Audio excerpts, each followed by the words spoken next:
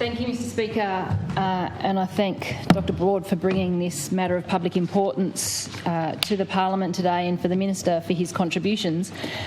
Having spent many a year with a few breaks in between in local government for the past 20 years, I know roads well, I know road construction well, I know the responsibility of maintenance well, and I know where they go into disrepair and many of the causes resolved to that. But not wanting just to take my own experience as knowledge, giving some of the comments across the table about people's ability to understand this issue, speaking from an article on asphalt published publicly, it's really important, and when the Minister makes comments about the amount of money that is investing into road maintenance or about the condition of roads, that there's relativity in this. You may have a certain amount of funds in your budget for maintenance, but is it enough? That's the question. Do we actually invest enough?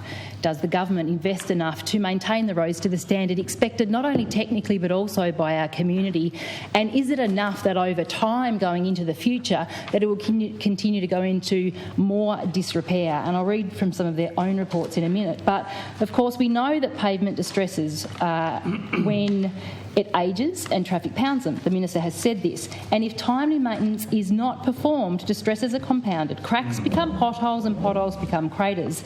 The cost of addressing minor deficiencies is much less than addressing major deficiencies. The only time to fix a repair is when it presents. Now, the Minister says this is not a new issue. Clearly, it's not a new issue. People have known and understand how to build and maintain roads for many, many years. In fact, 4000 BC, the first road was constructed, first sealed in Paris in 1800. Abilities of both ministers of leaders. Where? In Paris. Right. So the world's knowledge about how to manage, construct and maintain roads, and under your leadership, Minister, is well known. This is not a new issue. The rain hasn't just arrived. Yes, there may be more, and trucks haven't been running on our roads for very long. However, through the chair, please. However, this is something that's well understood, and if the appropriate funds were delivered to the budget, then it's not just on the contractors and their ability to deliver the work, but it's on the commitment of the Minister to deliver the funds required to maintain the roads in Tasmania. In the report of the Auditor-General, number 6 of 2021, the maintenance and management of the state road network, there's a number of matters on here that need to be reminded into the Parliament. And one of the things that is important, obviously, roads, the whole purpose of a road, the fundamental infrastructure across the state is to connect communities, but it's also really important for the economy.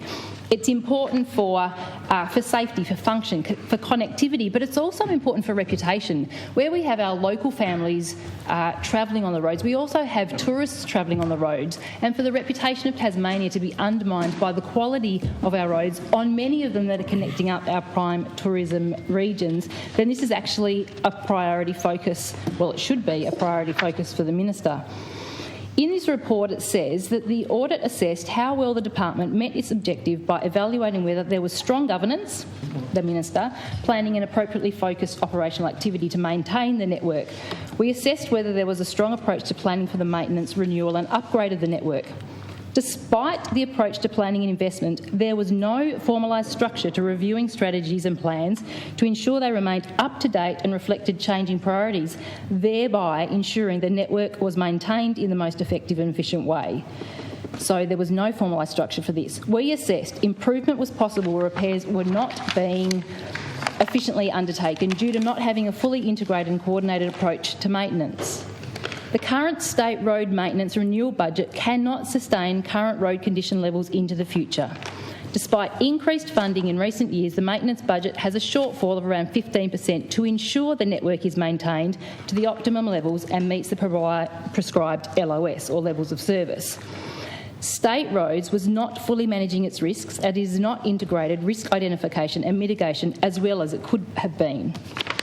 In the back of this report, it says that in 2018, not a new issue, something's been well known for a long time, the State Roads projected the amount of available funding would not support sustainable maintenance of the network. State Roads predicted, when combined with road asset renewals gained through road improvement projects, funding levels equated to approximately 85% of the funding required to maintain the levels of service. The Minister when receiving these recommendations, has acknowledged and accepted the findings and recommendations of the audit. He's acknowledged that the Department of State Growth will continue to focus on improvements in line with the asset management framework, but noted that there were more efforts required.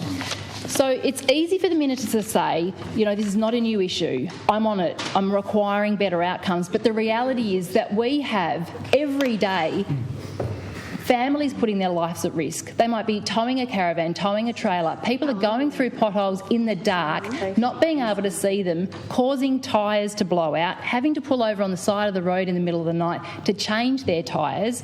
People are not being able to see them in the lead up to when they're arriving to. The motorcyclists are actually causing